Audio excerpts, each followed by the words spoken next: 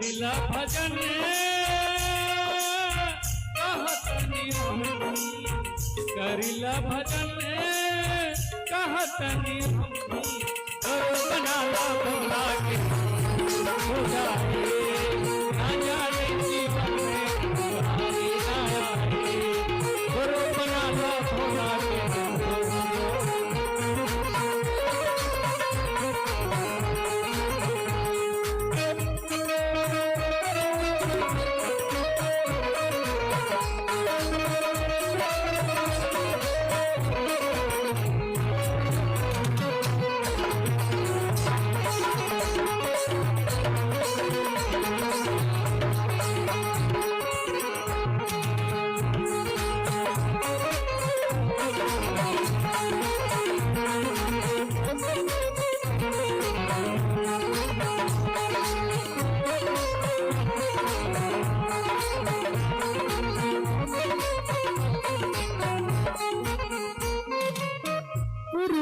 गुरु हमें भोला त्रिपुरारी, कहल लोगिन के भोला भंडारी।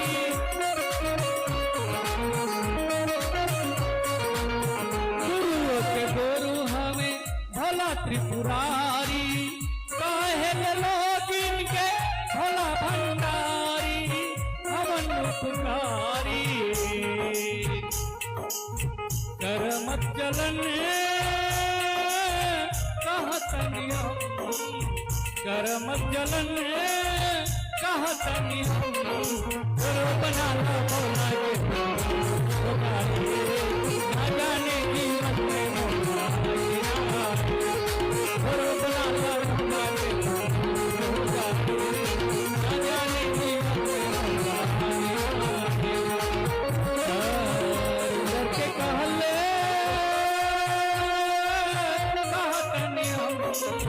साहब के कहले कहतनी हम, घर बना लो भोला के ना जाने जीवन घर बना लो भोला के ना जाने जीवन घर बना लो भोला के ना जाने जीवन में।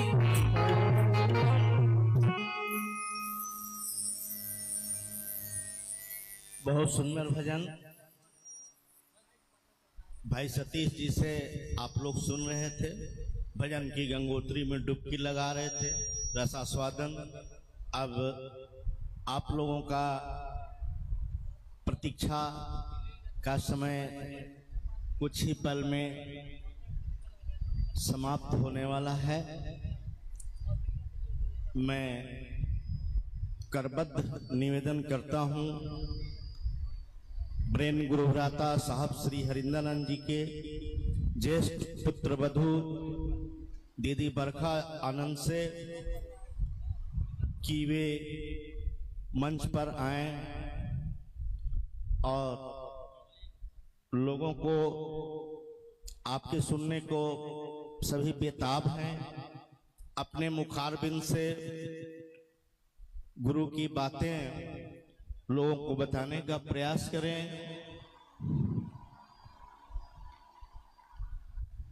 दीदी बरखा जी,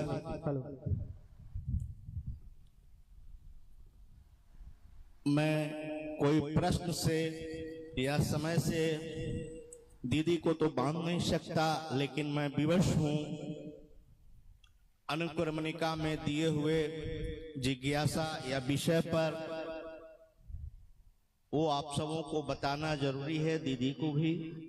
इनके लिए अनुक्रमणिका के अनुसार विषय है, आओ चलें शिव की ओर, शिव गुरु परक जिज्ञासाएं एवं समाधान।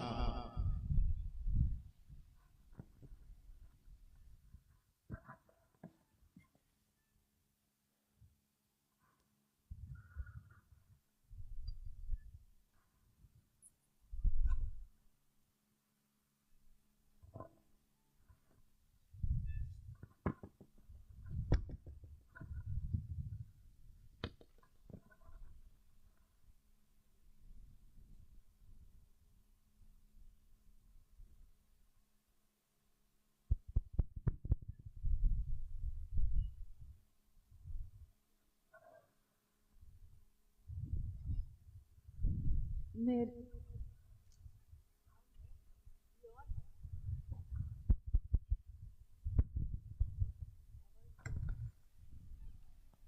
भाई साउंड वाले,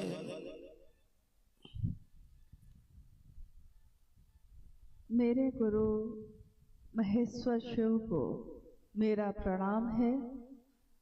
इस कालखंड के प्रथम शिव के शिष्य और हम सबों के परम आदरणीय वरेण्य गुरु भ्राता साहब श्री के चरणों में मेरा प्रणाम है। शक्ति स्वरूपा मां नीलम आनंद जी के चरणों में मेरा प्रणाम है। और सोनभद्र जिले के दुद्धि नामक इस स्थान पे, इस मैदान में, जिसमें मेरे साहब श्री का चरण 2 बार पड़ा है और लोगों ने शिव की तरफ चलने का रास्ता चुना, उनके इस कारवां में शामिल हुए। इस मैदान में उपस्थित आप सभी गुरु भाई और गुरु बहन के चरणों में मेरा प्रणाम है।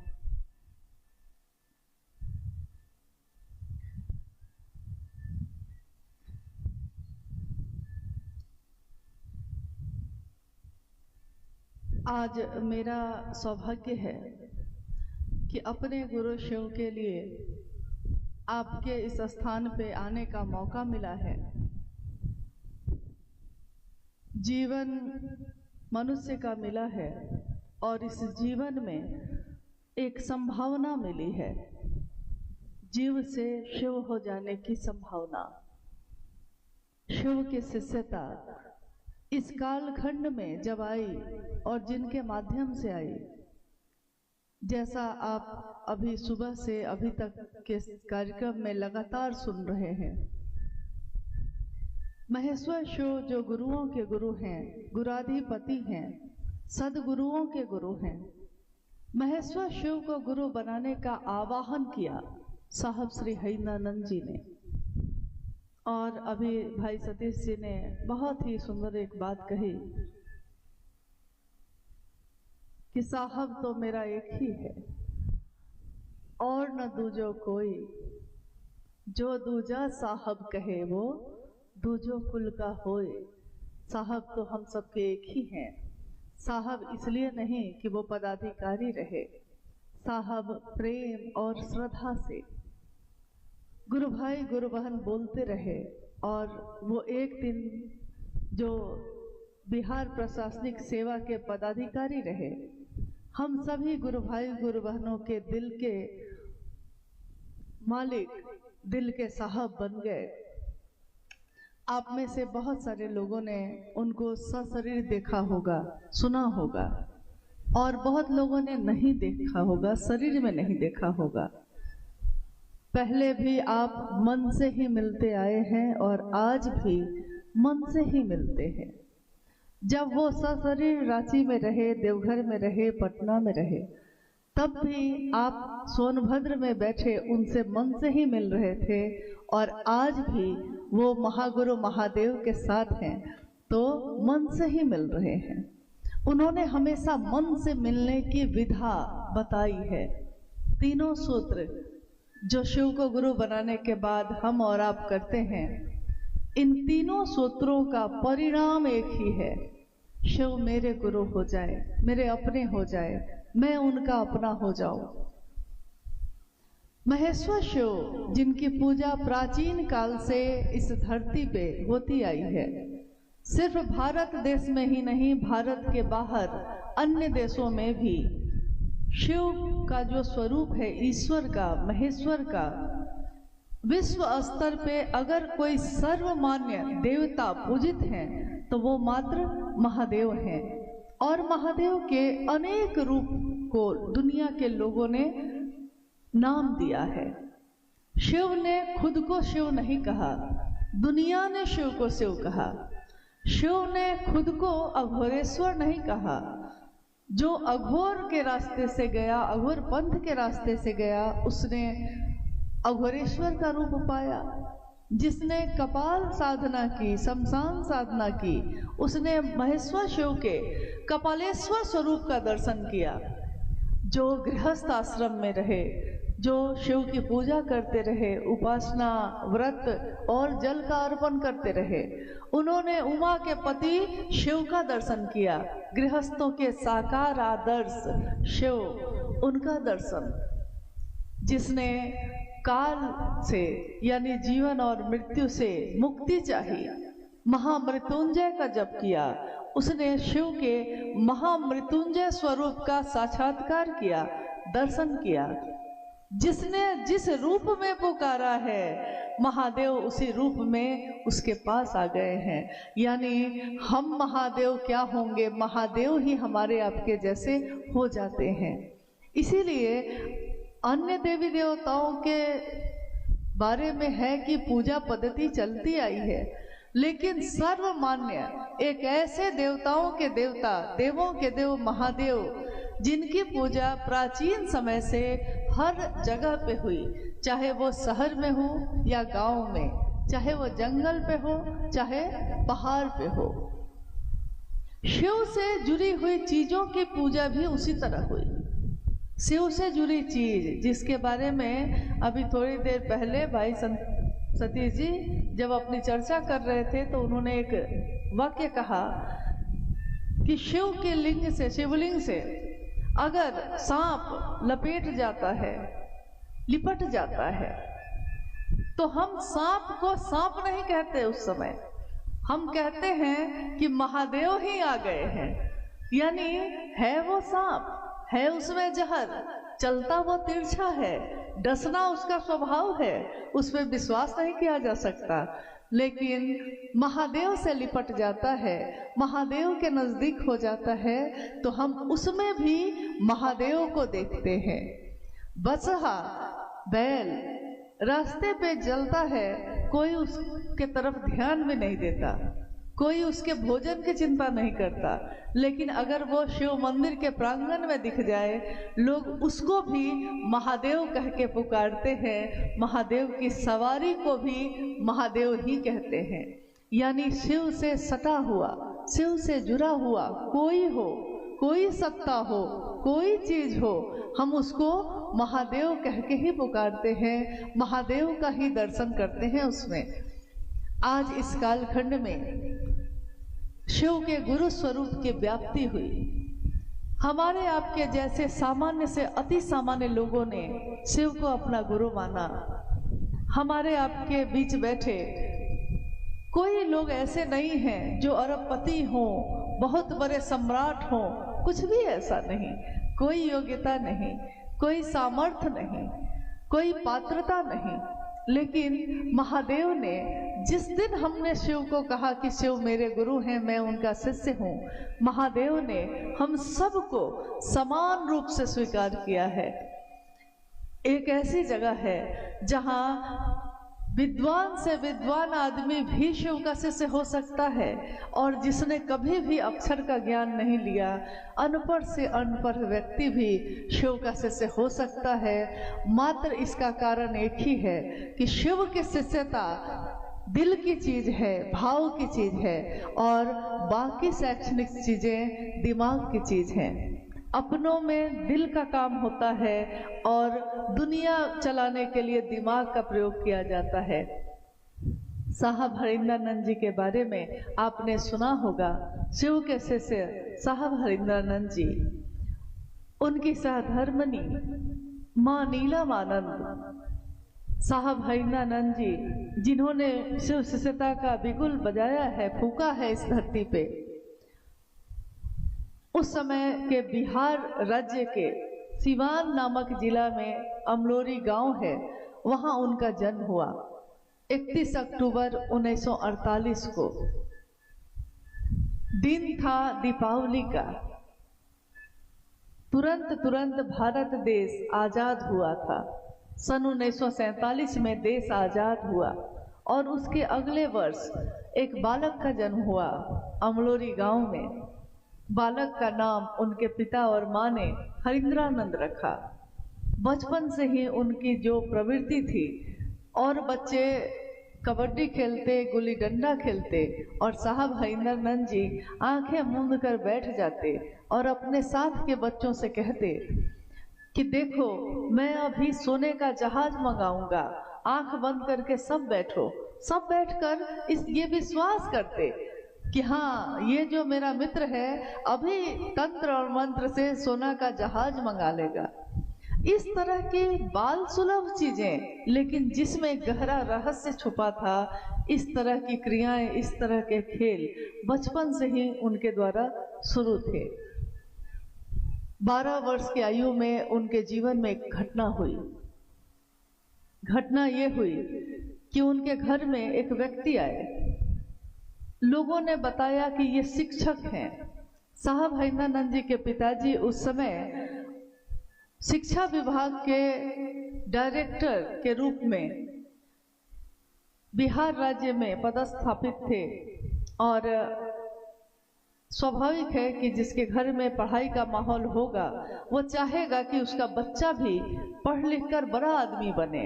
उनका जो बचपन था उसमें उनके पिता सोचते थे कि मेरा बेटा पढ़ेगा लिखेगा और बहुत बड़ा पदाधिकारी बनेगा।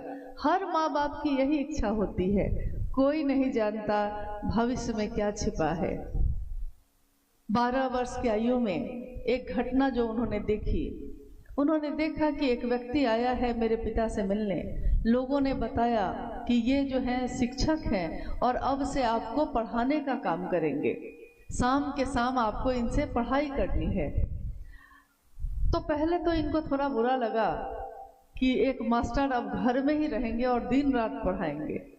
तब तक वो मास्टर साहब जो वहाँ बैठे थे, उन्होंने उस बच्चे से, साहब हैदरानंद जी जो 12 साल के थे, उनसे कहा कि बाबू एक खरीका लाइए। बाबू यानी बच्चे को कहते हैं। खरीका मांगा उन्होंने, जिससे दांत साफ करते हैं हम जब खाना खाते हैं। तो हमारे गांव और देहात में उस समय सामान्यतः लोग नीम के दातून का या नीम के खरीके का प्रयोग करते थे, लेकिन साहब हैदरानंद जी को लगा कि ये आदमी मुझसे खरीका मांगता है। तो उन्होंने थोड़ी चिढ़ में आंगन में जो नारियल का झाड़ू रखा हुआ था उसी का एक टुकड़ा तोड़कर जाकर मास्टर साहब को दे दिया। मास्टर साहब ने जब खरीका देखा तो उन्होंने खरीके को देखकर समझ लिया कि ये तो नीम का नहीं है, ये तो झाड़ू से तोड़ा हुआ है। तो उन्होंने बच्चे की शरारत को समझ लिया और खरीके को जमीन पे पटका। जमीन पे पटकते ही वो खरीका, जो छोटा सा लकड़ी का टुकड़ा था, वो सांप में बदल गया और तेजी से वहां एक सांप रेंगने लगा। 12 साल के आयु के बालक हैदरानंद जी डर गए और वो नीचे खड़े थे, शिक्षक ऊपर चौकी पे बैठे थे। नीचे से ही सीधे कूदकर शिक्षक के शरीर पे ही पहुंच गए। मास्टर ने देखा कि ये तो बच्चा घबरा गया है और इसके पिता मेरे बॉस हैं, तो कहीं मुझको सजा ना हो जाए। उन्होंने कहा कि बाबू कुछ नहीं कुछ नहीं कुछ नहीं। फिर साहब हैदरानंद जी ने देखा तो सांप खरीका में बदल चुका था। ये एक घटना है। घटना हमारे आसपास भी होती है बहुत सारी। कभी कभी कोई चमत्कार या इस तरह की अलौकिक घटना भी हम आप देखते हैं, सुनते हैं, लेकिन हमारे जीवन की दशा और दिशा नहीं बदलती। बालक हैदरानंद जी की दशा और दिशा दोनों बदल गई। उनके मन में एक कौतूहल पैदा हुआ, ये जो घटना हुई है ये क्या है? उसने कहा चमत्कार है। साहब हैदरानंद जी ने कहा मैं सीखूंगा और मैं इस चमत्कार को सीखकर और भी चीजें करूंगा। एक कौतूहल, एक जिज्ञासा उनके मन में पैदा हुई। समय के अंतराल में धीरे धीरे उन्होंने अनेक लोगों को अपना गुरु बनाया। एक तरफ पढ़ाई भी चल रही थी और एक तरफ अलौकिक दुनिया की खोज भी चल रही थी। शुरू में जब उनके पिताजी को पता चला कि मास्टर साहब जो आए हैं, मेरा बेटा उन्हीं से अब साधना सीख रहा है, तो उन्होंने उसको बैग बांधकर रवाना कर दिया और समझा कि बच्चा अब ठीक हो जाएगा। लेकिन साहब हैदरानंद जी ने, जो उनके मन में ये खोज पैदा हुई, इसके लिए, इस प्यास को बुझाने के लिए अनेक लोगों को अपना गुरु बनाया। उसमें से कोई कपालिक था, कोई अघोरी था, कोई शमशान में रहने वाला था, कोई कुल कुंडली जागरण की बात करता था, कोई मंत्रों के जप से भाव प्रवेश करने की विधा बताता था, कोई उड्डयन योग बताता था। यानी जितनी भी तरह की चीजें होती हैं तंत्र मंत्र और यंत्र की, सभी तरह के गुरु के पास जाकर वो थक गए। और इस तरह आगे का उनका जीवन 14 वर्ष का जीवन और बीता। 12 साल के तो थे ही जब शुरू किया था, आगे 14 वर्ष का जीवन इसी तरह बीता। इस बीच में सन 1972 में उनका विवाह आपके सोनभद्र से नजदीक एक जिला है, अब वो झारखंड में है, पहले बिहार में था, पलामू। पलामू जिले में एक जगह है मनातूगढ़। आज भी जो लोग जाते हैं पलामू, वो महुआर जगदीश्वर जीत सिंह को जानते हैं, जिनकी पुत्री नीलम आनंद, जिनका पूरा नाम राजमणि नीलम आनंद है, उनका विवाह साहब हरिंद्रानंद जी से तय हुआ। और 22 मई 1972 को साहब हरिंद्रानंद जी दीदी नीलम आनंद परिणय सूत्र में बंध गए। उस समय साहब हरिंद्रानंद जी लॉ कॉलेज पटना में यानी कानून की पढ़ाई कर रहे थे। उसका 3रा वर्ष उनका चल रहा था। कानून की पढ़ाई कर रहे थे तो स्वभावतः संयोग भी ऐसा ही था कि कानून की पढ़ाई कर रहे हैं तो कॉलेज में रहेंगे। माँ नीलम आनंद कभी ससुराल कभी मायका रह रही हैं, आ रही हैं, जा रही हैं, और इस बीच में उनकी पढ़ाई भी चल रही है। आपने गौर किया है कि नहीं किया है पता नहीं, लेकिन एक अद्भुत बात है इनके जीवन में। आज तक के इतिहास से लेकर अभी तक का जीवन देख लीजिए।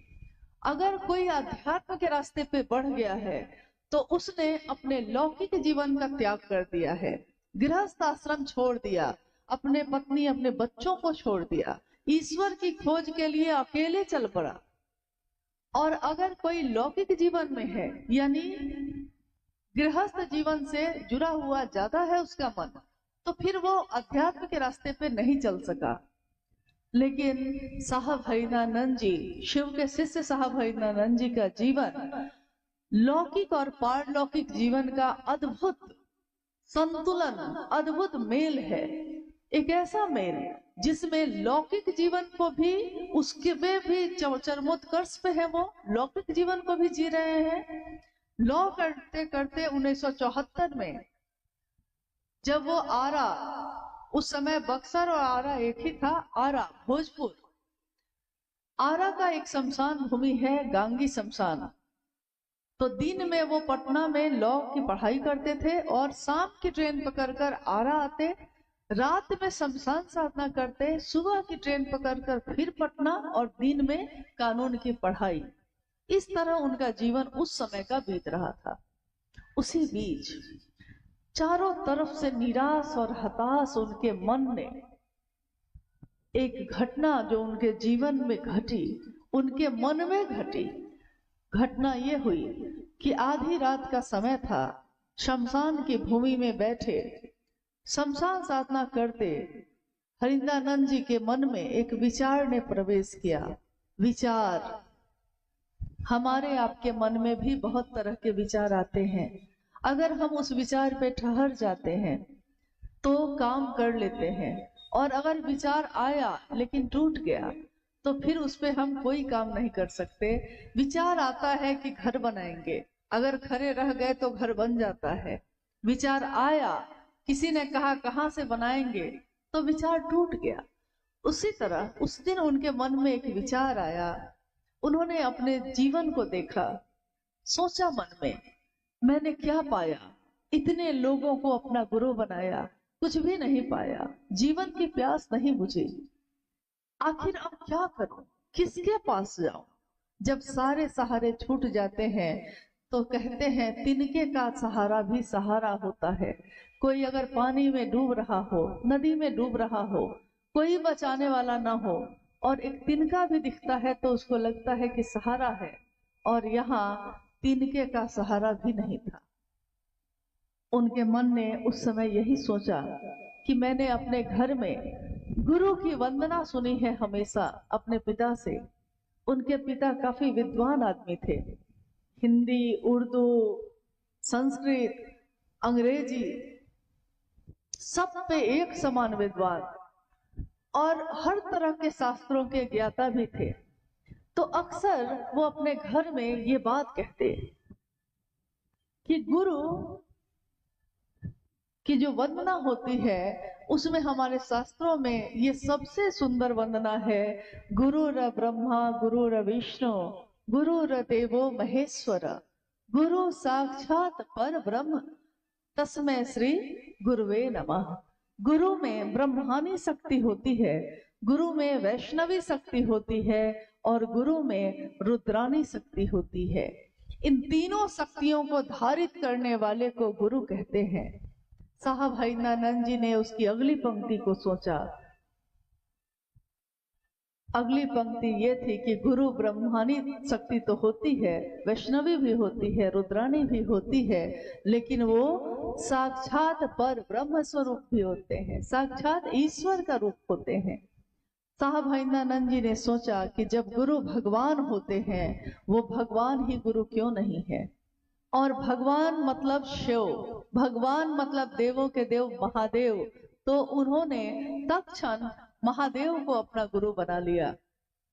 ये घटना है नवंबर महीने की सन 1974 में जो घटित हुई। उन्होंने अपनी सहधर्मिणी माँ नीलमानंद जी को पत्र लिखा और उसमें लिखा कि नीलम, मैंने शिव को अपना गुरु बना लिया है, तुम भी बना लो। माँ नीलमानंद जी को जब ये पत्र मिला, उनके मन को एक ठहराव, एक सुकून, एक शांति का एहसास हुआ। उन्होंने सोचा कि आखिर मेरे पति को कहीं ठौर तो मिला, कहीं एक जगह आकर वो रुक तो गए। यहाँ गुरु शरीर में नहीं है। देखिए, अभी हम लोग के लिए इस प्रश्न पे, इस बात पे बात करना कितना जरूरी है कि जब कोई शरीर में ना हो तो मन से कैसे मिला जाता है। महादेव कण कण में है, लेकिन क्या कण कण में जो महादेव हैं उनको हम इन आंखों से देख सकते हैं? अगर हम देखना भी चाहें तो नहीं देख सकते। अगर वो शरीर में ना आए, अगर वो हमारी ज्ञानेंद्रियों के करीब ना आए, तो ना तो हम उनको सुन सकते हैं, ना तो उनको देख सकते हैं, ना उनको जान सकते हैं। और ये घटना जो हुई, इसमें शिव की ऊर्जा का संचरण, गुरु की ऊर्जा का संचरण एक मानव के तन में हुआ। एक इंसान, एक मनुष्य, कहते हैं कि वही जो अंश है मनुष्य में, अगर जीव में आता है तो जीवात्मा कहते हैं, और जब परम सत्ता में होता है तो परमात्मा कहते हैं। परमात्मा का वही संचरण, वही अंश उस दिन साहब हरिनानंद जी के मन में प्रवेश करता है और तत्क्षण वो शिव को अपना गुरु बनाते हैं। लौटते हैं। घटनाएं लंबी हैं, बातें बहुत लंबी हैं, जीवन है पूरा और समय है बहुत कम, तो इतने कम समय में हर बात को तो नहीं बताया जा सकता। मूल बात यही है कि साहब हरिनानंद जी ने जिस शिव को अपना गुरु बनाया और उनका शिष्य बनकर अपने जीवन में जो अनुभूत किया, उन्होंने इस बात को जगत के लोगों में बांटा। कहते हैं प्रेम एक ऐसी चीज है, जितना बांटिए उतना बढ़ता है, बढ़ता ही जाता है।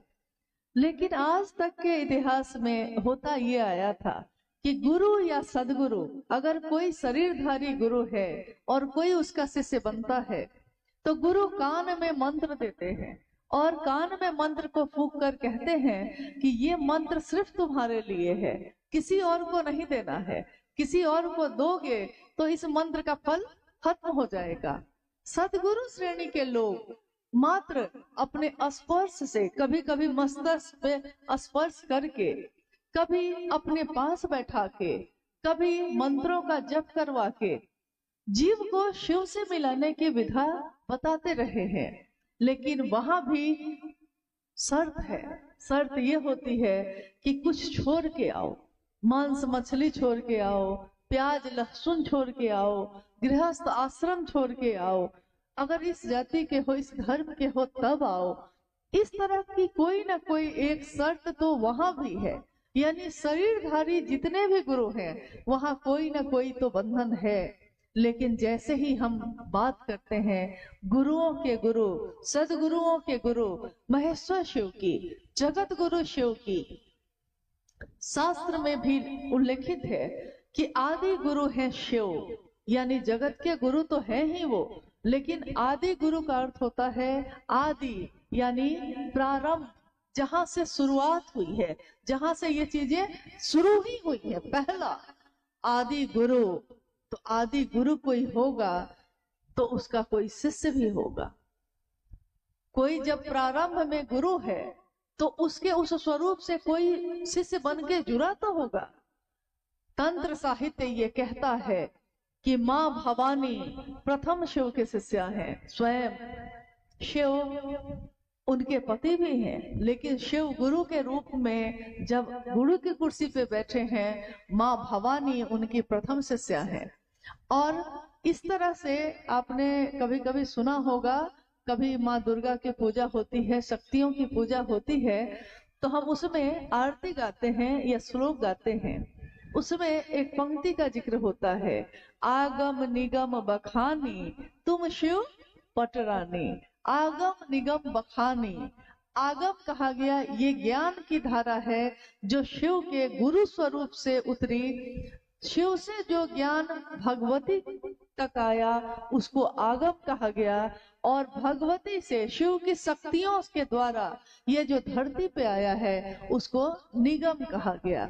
तो इसीलिए भगवती को आगम और निगम बखानी भी कहा जाता है। शिव के गुरु स्वरूप से आज तक धरती पे सीधे सीधे कोई नहीं जुड़ सका। कोई न कोई माध्यम, कोई न कोई शरीरधारी गुरु रहे और उनके द्वारा दूसरों तक शिव का ज्ञान पहुंचा है। ज्ञान की धारा में शिव को दाता कहा गया। दाता यानी ज्ञान दाता एक ही है, दान दाता एक ही है।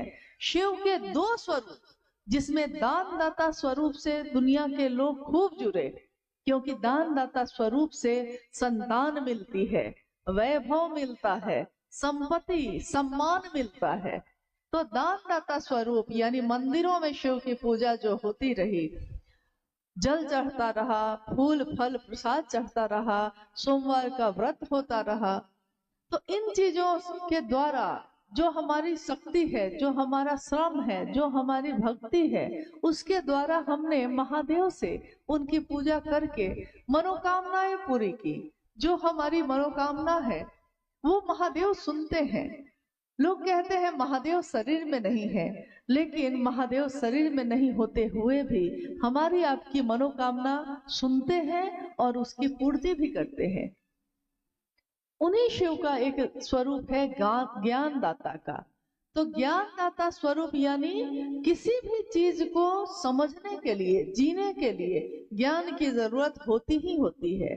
इंसान एक ऐसा है जिसका जन्म होते ही हर चीज में उसको ज्ञान देना पड़ता है। ये माँ है, ये पिता है, ये चाचा है, ये बाबा है, ये नाना है, इनको प्रणाम करो, इनकी बात सुनो। ये खेत है, चलो खेत में खेती कैसे की जाती है इसको सीखना होगा, उसको अक्षर का ज्ञान लेना पड़ेगा, उसको कैसे कपड़े पहनते हैं, कैसे प्रणाम करते हैं, कैसे शिक्षा ग्रहण करते हैं, हर बात इंसान को सीखनी पड़ती है, हर बात में ज्ञान लेना ही पड़ता है। मोटरसाइकिल एक चीज है, एक यंत्र है, एक सवारी है, पैसे से खरीद कर किसी को भी दी जा सकती है। लेकिन अगर मोटरसाइकिल चलाने का ज्ञान ना हो तो वो मोटरसाइकिल हमारे किसी काम की नहीं। और ज्ञान भी अगर पूरा ना हो, आधा अधूरा हो, तो आपने देखा होगा जिसने ठीक से मोटरसाइकिल चलाना नहीं सीखा तो उसकी कहीं ना कहीं कोई ना कोई घटना, दुर्घटना हो ही जाती है, क्योंकि उसने सीखा नहीं पूरी तरह। चीज तो है, शक्ति है, लेकिन शक्ति को चलाने का ज्ञान नहीं होगा तो वो शक्ति हमारे किसी काम की नहीं, उल्टा वो हमारे लिए विध्वंस का ही काम करती है। तो हम संपत्ति अपने पिता की ले सकते हैं, लेकिन संपत्ति को चलाने का ज्ञान न हो तो संपत्ति भी बेकार चली जाती है। पिता अपने बच्चों को जमीन बेचकर दे सकते हैं, बांट कर दे सकते हैं, लेकिन बांट कर दे दिया, एक बेटे को खेती का ज्ञान है वो खेती कर लेगा और एक बेटे को ज्ञान नहीं। खेत तो है उसके पास, सारी चीजें हैं, बिया भी है, खुरपी भी है, कुदाल भी है, लेकिन पता नहीं है, ज्ञान नहीं है किस तरह करें। हमारे घरों में रोज भोजन बनता है, राशन है, चूल्हा है, लकड़ी है, सब है, लेकिन अगर बनाने नहीं आता, ज्ञान नहीं है बनाने का, रखा रहेगा सब कुछ और हम भूखे रह जाते हैं। बहुत पहले लकड़ी का चूल्हा जलता था, ज्यादातर घरों में, अब तो लगता है हर घर में गैस का चूल्हा आ ही गया है, लेकिन जब शुरू में आपको याद होगा कि शुरू में जब गैस का चूल्हा हमारे घरों में आया था तो हम लोग बहुत डरते थे उससे, क्योंकि उसको जलाने नहीं आता था। लोग कहते थे माचिस से जलाओ, और कभी कभी ऐसा हो गया कि ऐसे जो उसका बटन दबाए घुमाए, बस वो घुमा ही रह गया और गैस पूरे घर में फैल गई। डर लगता था, ज्ञान नहीं था। गैस तो आ गया, गैस का चूल्हा भी आ गया, सिलेंडर है, चूल्हा है, लेकिन जलाते कैसे हैं ये आता नहीं था। सीखा हमने, सीख लिया। अगर उसका ज्ञान है, कैसे ऑन करते हैं, कैसे खाना बनाते हैं, अगर ज्ञान है तब तो हम भोजन बनाते हैं, लेकिन अगर ज्ञान ना हो तो दुर्घटना होने की संभावना रहती है, क्योंकि वो मार भी सकती है, घातक भी हो सकती है। शक्ति किसी भी तरह की हो, ऊर्जा किसी भी तरह की हो, वो है मेरे पास, लेकिन उसको संभालने का ज्ञान ना हो तो वो उल्टा ही असर करती है। आज देखिए हर हाथ में मोबाइल है। कुछ ही वर्ष पहले तक किसी के घर में फोन तक नहीं रहता था, लेकिन आज हर घर में, हर हाथ में मोबाइल है। मोबाइल एक ऐसी चीज है हो गई कि जिससे आप कैमरा का काम ले सकते हैं, आप उससे गुना भाग कर सकते हैं, आप फोटो खींच सकते हैं, वीडियो बनाते ही हैं, फोन कर सकते हैं, बहुत सारे काम उस पे एक छोटे से मोबाइल पे आप कर सकते हैं। मोबाइल है, आ गया, कोई दे दिया, लेकिन मोबाइल चलाने का ज्ञान ना हो तो मेरे किस काम की। कभी कभी वो बजने लगता है, गुरु भाई गुरु बहन जैसे मिलने आते हैं, बैठे रहते हैं, अब किसी का फोन बजने लगा, हम लोग कहते हैं कि बंद कर लीजिए थोड़ी देर के लिए, वो कहती है कि हमको बंद करने ही नहीं आ रहा है, वो बजा जा रहा है, यानी हाथ में मेरे है, लेकिन हमको अगर ज्ञान नहीं है उसको संभालने का तो फिर वो मेरे किसी काम का नहीं। उसी तरह इंसान का जीवन तो मिल गया, जीवन मिला है, ऊर्जा मिली है, इसी मन में एक बिया है शिव के प्रेम का, एक बिया है बरगद के पेड़ का, जिसको अगर जमीन पे लगा दिया जाए और समय के अनुसार वो एक दिन बरगद का पेड़ बन सकता है। लेकिन उस बिये में संभावना है, बिया अभी बरगद बना नहीं है, बिये में संभावना है, अगर उसको किसी ने लगा दिया तो शायद वो पेड़ बन जाए। संभावना उस समय खत्म हो जाती है जब कोई उसको लगाता ही नहीं, जब कोई उसको सींचता ही नहीं। कल ही हम लोग बात कर रहे थे शाम में, साहब अक्सर एक घटना बताते, क्योंकि हर बात को, अध्यात्म के गूढ़ रहस्य को भी उन्होंने इतने सरल ढंग से समझाया है जिसकी व्याख्या, जिसके बारे में उदाहरण किताबों में नहीं मिलते, शास्त्र में नहीं मिलते, लेकिन हमारे आपके जीवन में मिलता है। उन्होंने कहा कि गुरु की दया से अगर आप मंत्र जपते हैं नमः शिवाय का, गुरु की दया से जो जप करता है वो, जो मंत्र है वो, और मंत्र का जो देवता है वो अगर एक हो जाते हैं तो इस जीवन में जो कर्म फल हम भोगते हैं उसको भोगने की व्यवस्था का संहार गुरु कर देते हैं। कैसे? उन्होंने बड़े सरल तरीके से एक उदाहरण दिया। कहा कि एक व्यक्ति अपने घर में आता है और घर में वो मकई के दानों की पोटली लेकर आता है।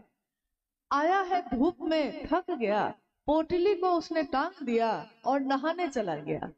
उसकी पत्नी दूसरी तरफ से आती है। उसने देखा कि पोटली में क्या है, खोल के देखा तो देखा कि मकई के दाने हैं। उसने समझा कि शायद भूजा बनाने के लिए लाए हैं। आग जलाई, कढ़ाई चलाया, कढ़ाई में मकई का दाना को रखा और उसको भूंज दिया। तब तक उसका पति बाहर आया। उसने कहा कि ये क्या किया, ये क्या किया? पत्नी ने कहा कि मुझको लगा आप भूजा बनाने के लिए लाए हैं। पति ने कहा कि अरे मैं तो खेतों में लगाने के लिए लाया था, मकई का दाना खेत में लगाता, तुम ये क्या कर दी? साहब ने पूछा कि बोलो अब वो मकई का दाना है या खत्म हो गया? तो हम लोगों ने कहा कि नहीं, मकई का दाना तो है, भून दिया गया है लेकिन दाना तो है।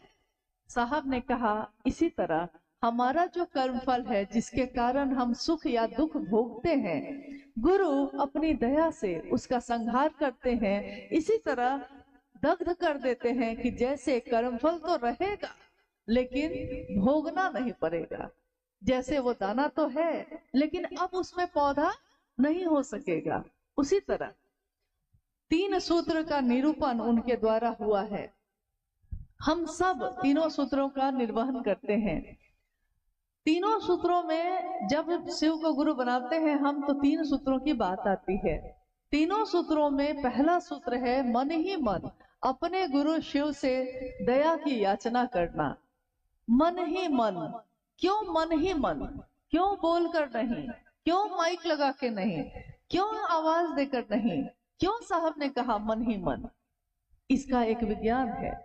मन, इसकी गति इतनी तेज है, इतनी तेज है कि शरीर से कहीं आने या जाने में समय लगता है, लेकिन मन से जाने में आपने सोचा और वहां पहुंचे।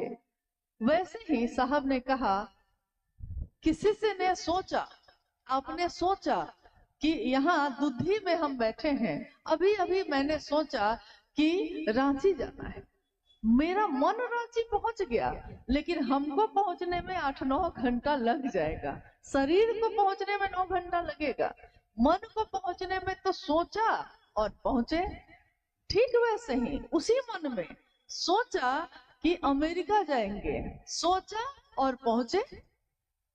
विधि वही है, तरीका वही है, सोचा और पहुंचे, अमेरिका पहुंच गए। शरीर से जाने में बहुत कर्मकांड है, पासपोर्ट, वीजा, समय, शरीर से जाने में बहुत समय है, लेकिन मन से जाने में एक क्षण भी नहीं लगता। सोचा और आप पहुंचे। मेरा बच्चा, आपका बच्चा कहीं बाहर रह के पढ़ता है, सोचा और उसके पास मन पहुंचा। ठीक उसी विधि से सोचा और महादेव के पास मन पहुंचा, क्योंकि मन ही कोई रिश्ता बनाता है। कोई अपना बनाएगा तो मन ही बनाएगा, दुश्मन भी मन ही बनाता है, दोस्त भी मन ही बनाता है, पति भी मन ही मानता है, पत्नी भी मन ही होती है। माँ के प्रति भाव अगर मन में ना हो तो हम उसके प्रति संवेदनशील नहीं होते, हम उसकी परवाह नहीं करते। पिता वृद्ध हो जाए, उनको सेवा की जरूरत है, लेकिन अगर पुत्र का भाव सो गया, उसके मन से पुत्र का भाव हट गया, तो मन से भाव हटता है लेकिन दिखता उसके परवाह में है, क्योंकि अब वो पिता की बात नहीं सुन रहा, तो लक्षण में तो दिख जाते हैं। तो पहला सूत्र दया मांगना, इसको उन्होंने कहा मन ही मन अपने गुरु शिव से ये कहिए कि हे शिव, आप मेरे गुरु हैं, मैं आपका शिष्य हूँ, मुझे शिष्य पर दया कर दीजिए।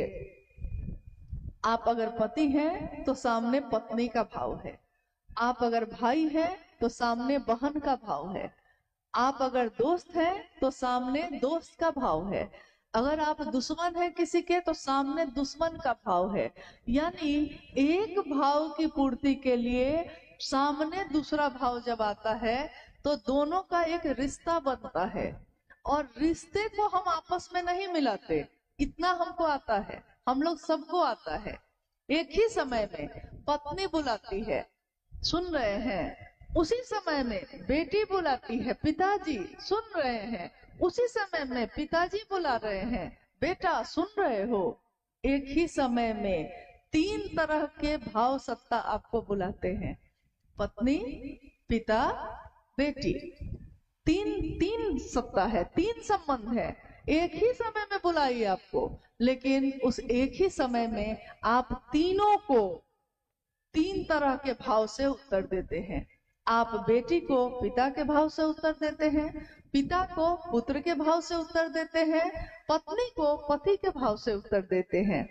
ठीक वैसे ही जब हम पहले सूत्र में ये कहते हैं कि शिव मेरे गुरु हैं, मैं उनका शिष्य हूँ, हे शिव आप मेरे गुरु हैं, मैं आपका शिष्य हूँ, मुझे शिष्य पर दया कर दीजिए, तो यहाँ क्या है, सामने गुरु है और इधर शिष्य है।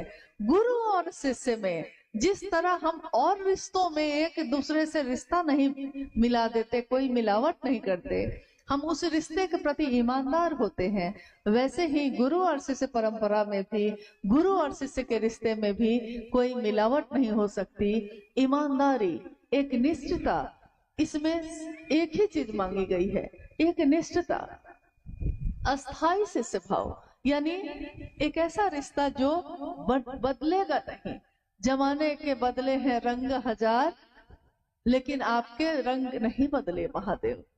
जब दुनिया के रंग बदलते हैं, दुनिया के मौसम बदलते हैं, दुनिया का सत्य बदलता है, दुनिया की सुंदरता बदलती है, लेकिन ना तो महादेव का सत्य बदलता है, ना तो महादेव की सुंदरता बदलती है। इसीलिए शिव को कहा गया शिवम सत्यम, सत्य कहा गया, सत्यम शिवम सुंदरम। सत्य कौन है तो शिव है। शिव यानी जो समस्त शक्तियों का निधि अगम है, जो ज्ञान का निधि अगम है, वो कौन है, शिव है।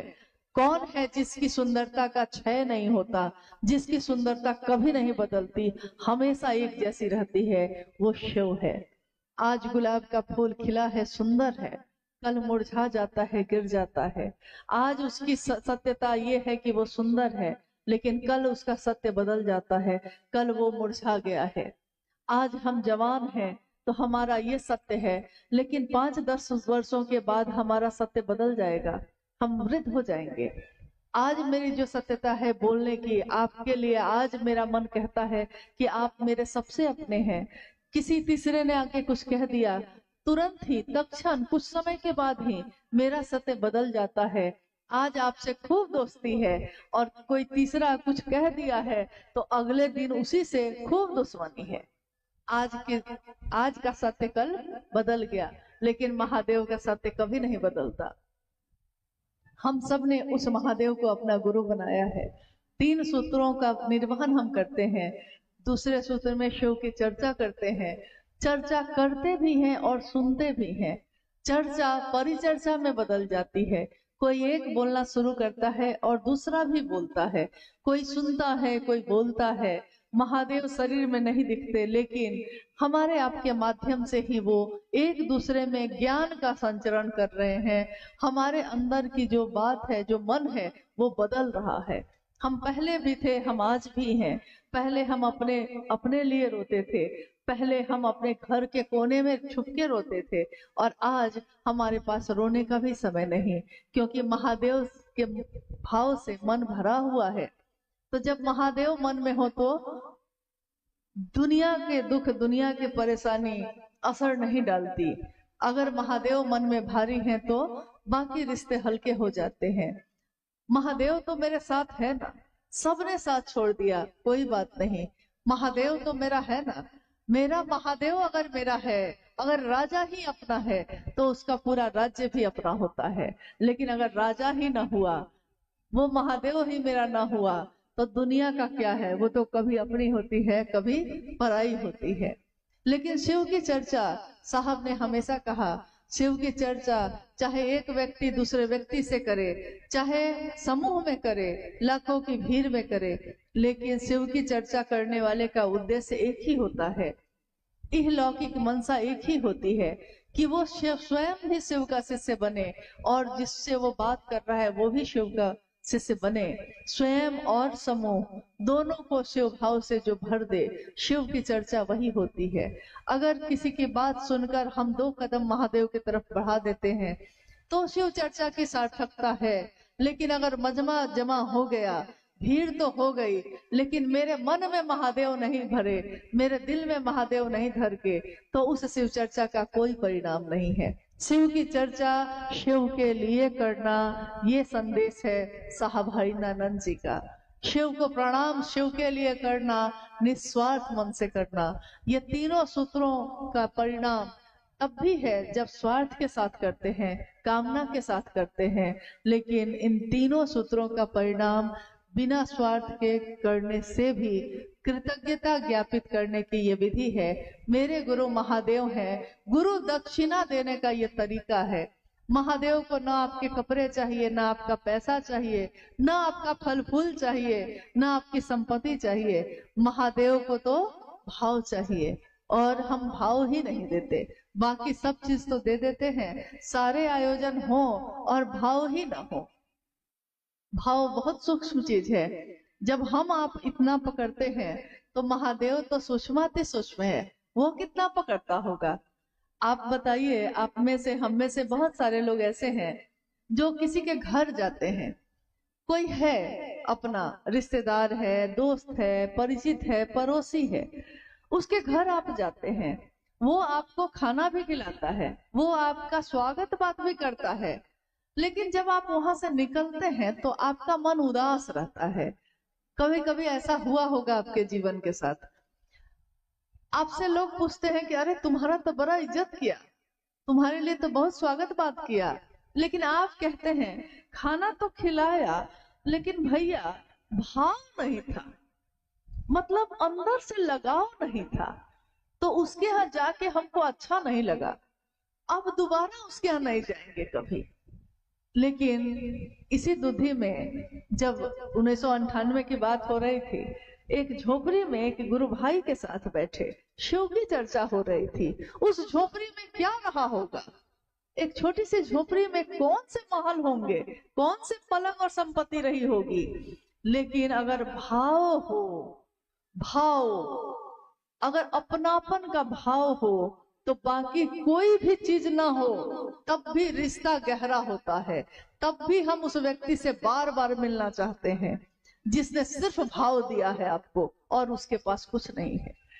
महादेव सूक्ष्माति सूक्ष्म है, परम सत्ता है, वो भाव मांगते हैं, और हम भाव, शिष्य का भाव अगर देते हैं तो वो गुरु हमारे अभ्युदय का भार भी उठाते हैं। आइए, आज के इस शिव गुरु महोत्सव में अगर कोई जिज्ञासा आई है आपके द्वारा, क्योंकि हम लोग कोई विद्वान नहीं है, हम सब महादेव के शिष्य हैं, और उस रास्ते पे, जिस रास्ते पे चलने का संदेश साहब और दीदी ने दिया है, हम सब उस रास्ते पे चल रहे हैं। आप गुरु भाई हैं, गुरु बहन हैं, मैं भी एक गुरु बहन हूँ। मैं भी अपने गुरु के काम में जो भी मेरी सामर्थ्य है, निर्बल ही सही, कम ही सही, लेकिन जितना भी कर सकूं इसकी कोशिश करती हूँ। आप भी अपने जगह पे करते हैं, इसलिए हम भी आपसे कुछ सीखते हैं, आप भी हमसे कुछ सीखते हैं। लेकिन हम सबको सिखाने वाले मूल कर्ता, मूल गुरु शिव हैं, लेकिन हमारे आपके माध्यम से वो कुछ न कुछ कहवाते हैं, कुछ न कुछ सुनवाते हैं। आइए, अगर कोई जिज्ञासा आई है तो हम लोग उस पर भी बात करते हैं।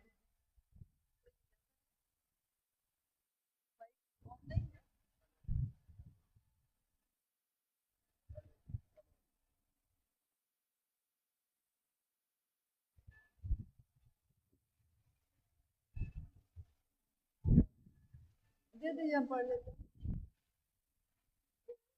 आएगा तो दे देंगे।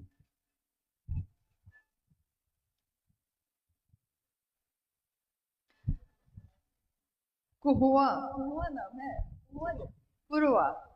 कुरुआ से गुरु भाई सुरेंद्र जी की जिज्ञासा है कि अपनों की चिंता हमें सताती है, लेकिन स्वयं की यात्रा विस्मृत हो जाती है। कौन हुआ आपका? नहीं। अपनों की चिंता हमें सताती है, लेकिन स्वयं की यात्रा विस्मृत हो जाती है। हम में से सबके जीवन में ऐसा होता है। ये पंक्ति है साहब हरिनानंद जी ने सन 1990 में एक छोटी सी किताब लिखी, शिष्यानुभूति, शिष्य की अनुभूति। शिष्य ने जो समझा है महादेव को, अपने गुरु को, उसको उन्होंने उस छोटी सी पुस्तक में लिखा, और उसका नाम ही है शिष्यानुभूति। आज तक में सारी किताबों पे मूल्य लिखा होता है, 100 रुपया, 200 रुपया, 500 रुपया, 1000 रुपया मूल्य लिखा होता है। हर चीज पे, जो चीज बाजार में मिलती है, जो किताबें छपती हैं, उस पे पैसा के रूप में मूल्य लिखा होता है। लेकिन शिष्यानुभूति आप में से किसी के पास है? किसी के पास शिष्यानुभूति है? आपने उसके पीछे देखा होगा, मूल्य जो लिखा हुआ है वो देखा है? मूल्य क्या है? आपका से उससे होना। यह मूल्य आज तक किसी ने किसी से नहीं मांगा। साहब ने कहा कि अगर मैंने शिष्यानुभूति की कीमत 10 रुपया भी रखी रहती तो आज मैं अरबपति होता, और मुझको महादेव का काम बढ़ाने के लिए किसी के मदद की जरूरत नहीं होती। पैसा से आदमी लाता, आदमी से प्रचार करवा लेता। लेकिन उन्होंने कहा कि मैंने अपने गुरु शिव को नहीं बेचा, क्योंकि दिल व्यापार नहीं करता है। दिल अपनापन देता है, दिमाग व्यापार करता है। ये रिश्ता दिल का है। हम अपनों के लिए जो पैसा लगाते हैं, हम उसके बारे में गणित नहीं बनाते। अपनों पे जो पैसे खर्च कर देते हैं उसको बैठ के नहीं जोड़ते, लेकिन अगर दूसरे पे किया है तो जोड़ते हैं। अपनों पे किया हुआ नहीं जोड़ते। बेटा 5000 का जूता मांग लेता है, खुशी खुशी खरीद के दे देते हैं, और कोई अगर 100 रुपए की चप्पल सड़क पे चलने वाला मांग लेता है तो सोचते हैं कि 50 रुपया में भी मिल जाता तो ठीक रहता, या नहीं देना रहता तो और ठीक रहता। यानी जो रिश्ते दिल के होते हैं उसमें व्यापार नहीं होता, और जो दिमाग का होता है उसमें अगर दिल लगाइएगा तो व्यापार नहीं हो पाएगा। इसलिए दिमाग वाले रिश्ते पे दिमाग लगता है और दिल वाले रिश्ते पे दिल लगता है। उसी से अनुभूति की ये पंक्ति है कि अपनों की चिंता हमें सताती है, लेकिन अपनी यात्रा विस्मृत हो जाती है।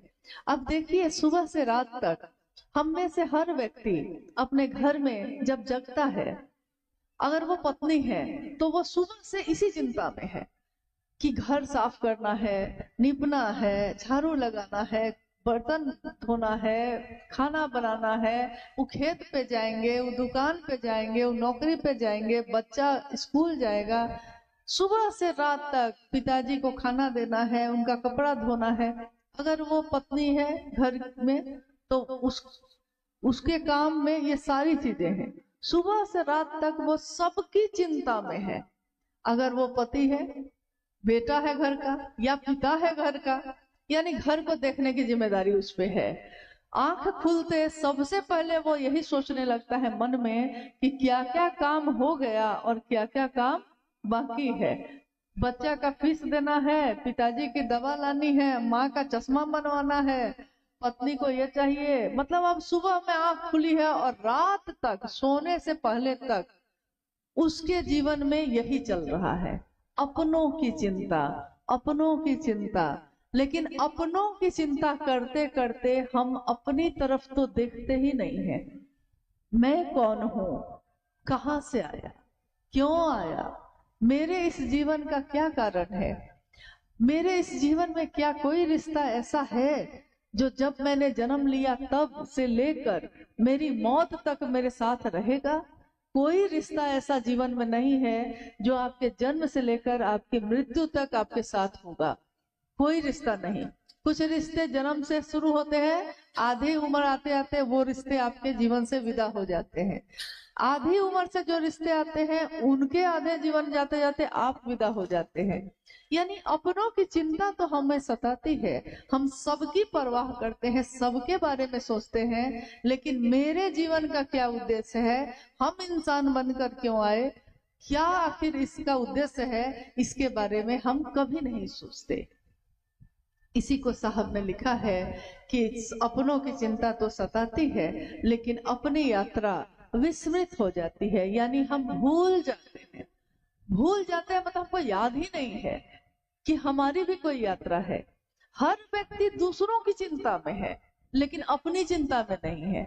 यहाँ तक कि आप देखिएगा कि गुरु कार्य में भी हम लोग जब निकलते हैं तो हर गुरु भाई गुरु बहन दूसरे की समीक्षा में लगा है कि वो अच्छा काम करता है कि नहीं, वो गुरु की बात सही से करता है कि नहीं, लेकिन कोई अपने बारे में नहीं बोलेगा, कोई खुद से दुखी नहीं मिलेगा, दूसरों से दुखी मिलेगा। अरे कभी हम भी तो कुछ गलत करते होंगे, हमको खुद से भी तो दुखी होना चाहिए, कभी खुद से भी आनंदित होना चाहिए, लेकिन अपनों की चिंता में अपनी यात्रा विस्मृत हो जाती है। साहब कहते हैं कि अपनी यात्रा याद रखिए, इस जगत में रहिए जरूर, लेकिन जगत के होके मत रह जाइए, क्योंकि रहना नहीं देश वीराना है, जाना तो तय है, जाना ही पड़ता है, यहाँ कोई नहीं रुक सकता, तय है कि जाना ही पड़ेगा। जिन रिश्तों के लिए हम अपना सर्वस्व दे देते हैं, जिस दिन मेरी मौत होगी, मेरा शरीर रखा होगा और सारे लोग मेरी चीजों को लेने में लगे होंगे। यही है सत्यता जीवन की, यही सच्चाई है। कितनी भी चीजें हम इकट्ठी कर लें, कितना चाहिए एक इंसान को, कितना चाहिए। देखिए शिव की रचना में हर रचना उतना ही इकट्ठा करती है जितने में उसका जीवन चले। आपने देखा होगा चिड़िया अपना पेट भरती है और उतना ही दाना इकट्ठा करती है जिसमें उसके बच्चों का पेट भी भर जाए। वो प्रतिदिन इस काम को करती है। नहीं, हर जीव, हर रचना, लेकिन इंसान एक ऐसी रचना है जो है तो सबसे सुंदर, भगवान की सबसे सुंदर रचना है, लेकिन इकट्ठा करने की बीमारी हम ही को, आपको सबसे ज्यादा है। ज्यादा से ज्यादा कर ले, एक घर है तो 2 घर बन जाए, जबकि रहेंगे एक ही रूम में, एक ही घर में, एक ही बिस्तर पे सोएंगे, कपड़ा एक बार में एक ही पहनेंगे, अरबों की भी संपत्ति हो जाएगी, तो भोजन में तो रोटी चावल ही ना खाइएगा। पैसा हो, सोना चांदी हो और रोटी ना हो, तब क्या जीवन है वो? तो रोटी ही ना खाइएगा। साहब ने यही कहा कि अरे रहना नहीं है भाई, देश वीराना है। यहाँ तक कि साहब जब कभी गए कहीं तो उन्होंने कहा कि मैं आया हूँ आपके यहाँ, रांची से आया, 2 दिन की यात्रा है तो 2 कपड़े लेके आया, क्योंकि 2 दिन की ही यात्रा है। मेरे पास घर में कपड़े बहुत हैं, लेकिन मैं सारे कपड़े उठा के नहीं लाया, मैं अपना टीवी नहीं लाया, मैं अपनी अलमारी नहीं लाया, मैं अपना बैंक का खाता नहीं लाया। मुझको इतना पता है कि 2 दिन की यात्रा है, तो 2 जोड़ी कपड़े लेकर आया हूँ कि काम चल जाएगा। लेकिन इस देश में, इस धरती पे कितने दिन रहना है हमको, आपको? इसके बारे में भी कभी सोचिए, इसके बारे में कभी सोचा है? क्योंकि कोई रिश्ता ऐसा नहीं है जिसको आप सब कुछ दे दीजिए तब भी वो आपसे खुश हो जाएगा, ऐसा नहीं होगा। 10 दिन आपने किसी के लिए कुछ किया, खूब खुश होगा, 1 दिन नहीं करके देख लीजिए, सारी खुशी खत्म। इसलिए अपनों की चिंता तो करिए, लेकिन अपनी भी करिए, अपनी यात्रा की तलाश भी करिए। गुरु शिव हैं, रास्ता वो दिखा देते हैं कैसे जीना है। जैसे हर चीज के लिए हम ज्ञान लेते हैं, जीवन जीने की कला भी गुरु सिखाते हैं, जीवन को कैसे जिया जाता है। अरे मुरझा के चेहरे को नीचे करके जीना भी कोई जीना है? अरे जीना है, जीवन छोटा हो लेकिन उसमें रोशनी हो, उसमें चमक हो, उसमें आनंद हो। 100 साल का जीवन हो लेकिन रोज मर मर के जीते हैं, उससे बेहतर है कि 2 दिन का ही जीवन हो। देखा होगा आपने खेत में जब कोई लकड़ी गीली होती है, गीली लकड़ी अगर उसको जलाइए, भींगी हुई लकड़ी उसको जलाइए, लकड़ी बहुत बड़ी है, भींगी हुई है, तो उसको जलाइएगा तो देखिएगा कि धुआं निकल रहा है, थोड़ा थोड़ा जल रहा है, लेकिन पता नहीं कब तक जलता रहेगा। रोशनी भी नहीं दे रहा है, आग की धाह भी नहीं मिल रही है, जल भी रहा है, जल के भी नहीं जल रहा है। तो गीली लकड़ी सा जीना भी कोई जीना है? अरे जीना है तो जल फूसो सा। फूस मतलब, फूस जानते हैं ना आप, पुआल के तरह का जो होता है, उसको थोड़ा सा रखिए और उसमें आग लगाइए जरा, जलता है तुरंत, जलेगा तुरंत, बुझ भी जाता है, लेकिन क्षण भर में ही भू से अंबर तक उसकी रोशनी हो जाती है, इतना तेज जलता है। जीवन तो एक ही मिला है, इस जीवन को हम ऐसे जिए, ऐसे जिए कि किसी से बात कर लें तो वो महादेव को न भूले। हमको याद भी रखेगा तो क्या फायदा होगा, लेकिन महादेव को याद रखेगा तो उसको जीने की कला आ जाएगी। महादेव कैसे रहते हैं? न्यूनतम व्यवस्था में। उनकी तस्वीरों में हम देखते हैं चट्टानों पे बैठे हैं, दिगंबर बने हुए हैं, बाघ का चर्म लपेटे हुए महादेव परम शांति की प्रतिमूर्ति है। महादेव न्यूनतम व्यवस्था में भी सुखी रहा जा सकता है, ये सिखाते हैं अपने आचरण से। गुरु आचार्येंद्र भी होते हैं। गुरु अपने आचरण से, अपने जीवन से सिखाते हैं। जब हमारे जीवन में कोई आपदा आई, उस समय थोड़ी समय के लिए हमारा मन समझा इस बात को। जब कोरोना आया था, ज्यादा पुरानी बात तो नहीं है ना, कोरोना जब आया था तो हम लोग अपने अपने घरों में बंद हो गए थे कि नहीं? और घर में उस समय क्या था? जो चावल, जो दाल, जो सब्जी थी, मार भात खाकर भी गुजारा कर लिया, खुशी खुशी किया और सोचते रहे कि जीवित बच जाए, बस जीवन बच जाए। वही कपड़ा साल भर पहन लिए हम लोग, जो हर कुछ दिन के बाद कपड़ा खरीदने कोई ना कोई जाता है, लेकिन उस समय उतने ही कपड़े में साल भर का जीवन जी लिया, उतने ही अनाज में साल भर भोजन कर लिया, और उतने ही बड़े घर में सारे घर के सदस्य, अगर रोटी नमक भी मिल गई तो खुशी खुशी महादेव को धन्यवाद दिया कि महादेव आपकी दया से हम जीवित हैं और आपकी दया से ये रोटी कम से कम मिल रही है। देखिए, जब मौत की तलवार टंगी हो सामने और जीवन की रक्षा का प्रश्न आता है, तो उस समय महादेव की दया के सिवा और कुछ भी याद नहीं आता और कोई दूसरी चीजें काम नहीं आती। तो न्यूनतम यानी हमको आता है, कम से कम में भी सुखी रहा जा सकता है। मन आनंदित होता है, मन सुखी होता है। शिव को अपना बनाकर हमारा जीवन शिवमय हो, आनंदित हो, यही चाहा है साहब हरिनानंद जी ने। और यही कहा भी कि मैं नहीं जानता कि शिव के बिना आपकी दशा और दिशा कैसी होगी।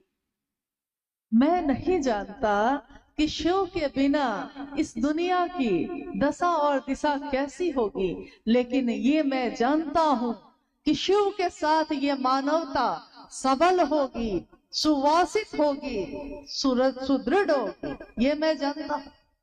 तो महादेव के साथ हम चले, अपनी चिंता भी करें, इसकी कोशिश करनी है।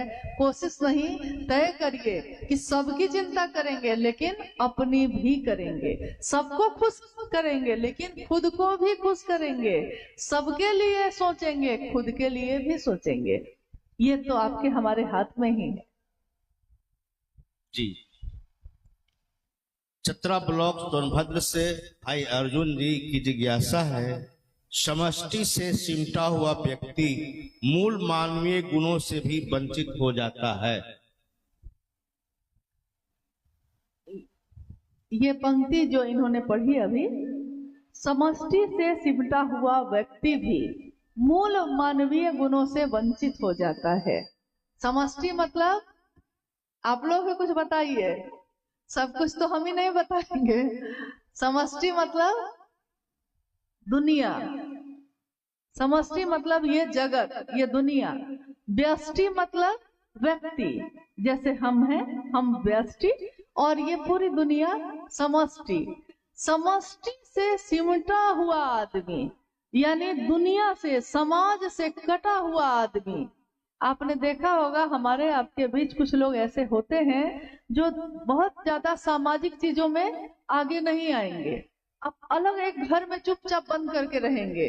अभी होली आने वाली है ना, बहुत लोग होली में रंग खेलने भी बाहर नहीं आएंगे, दरवाजा अंदर से बंद कर लेंगे। ऐसे तो रोज चाय पीते हैं बैठ के, लेकिन रंग वाले दिन अंदर से दरवाजा बंद कर लेंगे और लाख आप बाहर से आवाज दीजिए, दरवाजा नहीं खोलेंगे। यानी समष्टि से, समाज से कटा हुआ आदमी, समाज से जब कट जाता है कोई, तो मूल मानवीय गुण यानी एक इंसान का गुण क्या होता है? सहानुभूति, प्रेम, दया, करुणा, एक दूसरे के दुख में दुखी होना, एक दूसरे के सुख में सुखी होना।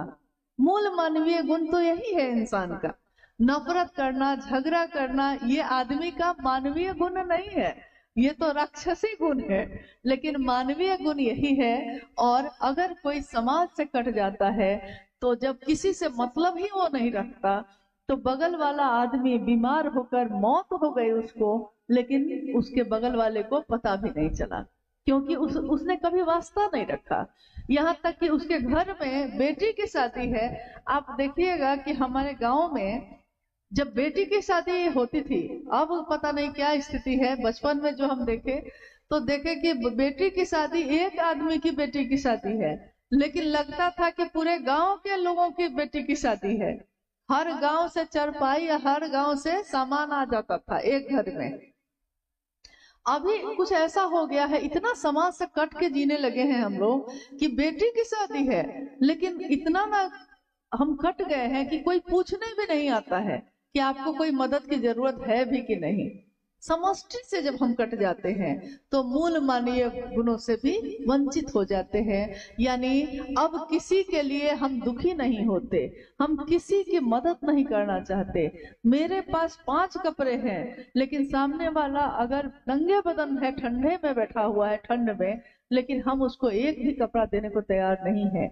मूल मानवीय गुण तो ये होता है कि किसी को देखा है तो सोचा नहीं है, दिल ज्यादा भारी हो गया, दिमाग हल्का हो गया, तो जो चादर ओढ़ी थी वो उतारा है और सामने वाले को ओढ़ा दिया। कोई भूखा है तो अपना खाना उठाया और उसको दे दिया। मूल मानवीय गुण तो ये होता है। लेकिन जब समष्टि से, समाज से हम कट जाते हैं, दुनिया से कट जाते हैं, तो हमारा ये मूल मानवीय गुण भी खत्म हो जाता है। देखिए, शिव की शिष्यता, शिव की चर्चा करने के लिए, शिव की शिष्यता के विस्तार के लिए हमको तो जमाने में जाना होगा, समाज में जाना होगा। जब एक व्यक्ति दूसरे व्यक्ति से मिलता है तब तो शिव की बात होती है, तब तो शिव शिष्यता का जुड़ाव होता है। और आपको लगता होगा, आपने महसूस किया होगा कि जितना हम किसी से बात करते हैं, जितना हम उसको महादेव के लिए बताते हैं, अभी आपको बता रहे हैं और मेरा मन आनंद से भर रहा है, खुशी से भर रहा है, शिव भाव से भर रहा है। यानी दूसरे को बताते बताते खुद भी पहुंच जाते हैं, दूसरे को समझाते समझाते खुद भी समझ जाते हैं। कोशिश ये करनी है कि समाज से कटिए मत। ये दुनिया महादेव की है, भोग है, भोगने के लिए तो भोगिए, लेकिन भुक्त मत हो जाइए। महादेव ने ये दुनिया बनाई है किसके लिए? हम सबके लिए। ये जीवन दिया है किस लिए? कि इस जीवन को हम जिए। जो भी चीजें हैं भोगने के लिए, कभी साहब ने नहीं कहा भोग को छोड़ दो। शिव का शिष्य भोग को भोगता है और छोड़ देता है, उसको मन से पकड़ता नहीं। जैसे कोई सरकारी जगह पे आप जाइए तो उसका उपयोग आप करते हैं, उस सारी चीजों का उपयोग करते हैं। सरकारी गाड़ी बहुत लोगों के पास होती है, जो पदाधिकारी हैं, जो नौकरी में हैं, सरकारी गाड़ी मिली है, सरकारी गाड़ी से रोज जाते हैं वो। लेकिन सरकारी गाड़ी खराब हो जाए तो उनका मन दुखी नहीं होता, क्योंकि सरकारी गाड़ी है, भोगा है, भुक्त नहीं हुए हैं, भोगा है। खराब होगा तो सरकार बनाएगी। इसी तरह हम अपने जीवन में बहुत सारी चीजों का उपयोग करते हैं। भोगा है, भोग से निवृत्ति से, प्रवृत्ति से निवृत्ति की विधा है शिव की शिष्यता। भोगा है, भुक्त नहीं हुए हैं। भोजन मिल गया तो खा लिए, कपड़ा बढ़िया मिल गया पहन लिए, गहना मिल गया पहन लिए, नहीं मिला तो परवाह भी नहीं है। कोई सम्मान कर दिया तो बहुत अच्छी बात है, कोई अपमान कर दिया तो परवाह भी नहीं है। नहीं, कोई पानी के लिए पूछ दिया तो बहुत अच्छा, नहीं पूछा है तो उम्मीद भी नहीं है। यानी भोग को भोगा है, भुक्त नहीं हुए हैं। तो मूल मानवीय गुण बचा रहे, इसके लिए दुनिया में ना महादेव की बात करनी है तो दुनिया के लोगों से तो बात करनी होगी, उनसे अपनापन बढ़ाना होगा। जब अपने होंगे तब तो आपकी बात सुनेंगे। अगली जिज्ञासा है। आप लोग बहुत देर से बैठे हैं, थोड़ी देर और बैठने में दिक्कत तो नहीं न है? मान लीजिए थोड़ी देर बाद तो आप भी जाइएगा, हम भी जाएंगे। न जाने ये मौसम, ये पल फिर कब आएगा, या शायद न भी आए। हम सोचते हैं कि मेरे पास बहुत समय है, लेकिन कोई नहीं जानता किसके पास कितना समय है। वो पल, वो समय जो महादेव की बात में गुजर जाए, वो समय सबसे सुंदर है। तो आइए, थोड़ी सी जिज्ञासा और बची है, उस पर भी हम लोग बात कर लेते हैं। संगीता गुरु बहन है ग्राम मकरी से। वो जानना चाहती हैं कि शिव को अपना गुरु बना लिए हैं, परंतु सांसारिक दुनिया में रहने के लिए हमें संसार के शारीरिक गुरु बनाना जरूरी होगा क्या? शादी विवाह के लिए या दान दक्षिणा के लिए इत्यादि।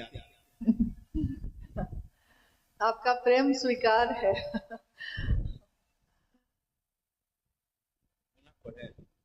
फिर से वो बीच में संगीता गुरु बहन, ये हम सुन लिए कि हाँ, अगर महादेव को गुरु बना लिया है तो क्या शरीरधारी गुरु बनाना चाहिए, यही ना? हाँ, दान दक्षिणा देना शादी विवाह के लिए या दान दक्षिणा के लिए अच्छा, इत्यादि। ठीक है। देखिए, दान दक्षिणा देना है तो दान दक्षिणा देने के लिए पात्र की कमी नहीं है। बहुत लोग हैं जो गरीब हैं, जिनको जरूरत है। बहुत ऐसे हैं जो अपनी बेटी की शादी नहीं कर पा रहे हैं। यानी दान अगर आप देना चाहते हैं तो दान देने की कमी नहीं है, आप दे सकते हैं। जो पात्र है उसको दे दीजिए। दक्षिणा यानी हम लोग दक्षिणा में क्या देते हैं? या तो कपड़ा देते हैं, या कुछ पैसा देते हैं, या फिर चावल दाल उस पे आलू और हल्दी रख के दे देते हैं, यही ना दक्षिणा देते हैं। तो भाई, आखिर सबका अपना अपना जीवन है। पंडित जी को इतना चीज देने में तो आपका कुछ नहीं घटेगा, दे दिया कीजिए भाई। नहीं तो वो कहेंगे जो शिव का शिष्य होता है वो दान दक्षिणा देना भी छोड़ देता है। अब रही बात गुरु की, तो जब गुरुओं के गुरु, सदगुरुओं के गुरु महेश्वर शिव को ही अपना गुरु बना लिया है, जो सबसे बड़े सर्वोच्च शिखर पे बैठे हैं उन्हीं को अपना गुरु बना लिया है, तो अब तो सारे गुरु उन्हीं के अधीन हैं। तो अलग से कोई गुरु बनाने की जरूरत आपको नहीं है। लेकिन सम्मान तो सबका करिएगा ना, परवाह तो सबकी करिएगा, किसी का अपमान तो नहीं करिएगा। शिव का शिष्य किसी का अपमान नहीं करता, सबका सम्मान करता है। और दान दक्षिणा तो हमारे घर की परंपरा है, दे दीजिए, क्या घटेगा भाई, उनका भी जीवन चलेगा। अगर है तो, नहीं है तो मत दीजिए। अगली जिज्ञासा है, शिव की चर्चा और यज्ञ में होने वाला प्रवचन में क्या अंतर है? शिव की चर्चा और यज्ञ या हवन जो होता है उसमें क्या अंतर है? प्राचीन समय में जब यह दुनिया बनी थी, कोई कर्मकांड नहीं था, न तो ये यज्ञ थे, न तो ये हवन था, न तो कोई पूजा पद्धति थी। इंसान जो रहता था जंगल में, पहाड़ों में, उसने ईश्वर को महसूस किया, समझा कि कोई है जो मुझको चलाता है, कोई है जो ये मौसम बदलता है, कोई है जो बारिश कराता है, कोई है जो तूफान लाता है, और कोई है जो इन सभी चीजों से हमारी रक्षा करता है। तो उसके समझ में जो आया, उसने उस समय कभी पेड़ की पूजा की। आपने देखा होगा हमारे घर द्वार में अभी भी प्रकृति की पूजा होती है। हम पीपल के पेड़ की पूजा करते हैं, हम बरगद की पूजा करते हैं, नहीं, तुलसी की पूजा करते हैं, यानी पेड़ पौधों की पूजा हम करते हैं। जल की पूजा करते हैं, नदी को माँ कहते हैं, क्योंकि नदी बचेगी तभी तो हमारा जीवन चलेगा, प्यास बुझेगी। नदी को, भारत एक ऐसा देश है जिसमें नदी को माँ कहा जाता है।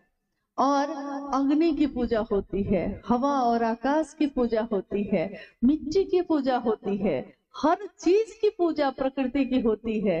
अब बताइए, एक प्रकृति की पूजा करने में कौन सा यज्ञ, कौन सा हवन?